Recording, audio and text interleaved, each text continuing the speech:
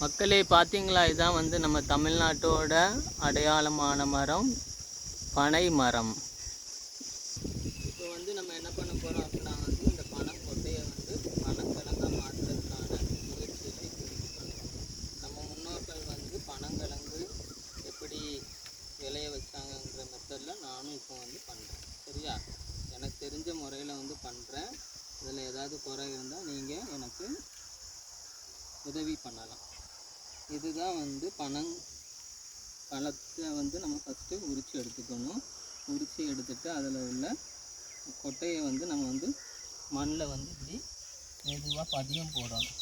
பதியம் போட்டோம் அப்படின்னா 30 நாளில் வந்து 3 மாதம் 30 நாள் இல்லை 3 மாதத்தில் நமக்கு கிழங்கு வந்து விளைஞ்சி வரும். விளைஞ்சி வந்த கிழங்கை வந்து நம்ம என்ன பண்ணலாம் அப்படின்னா வந்து சாப்பிடலாம்.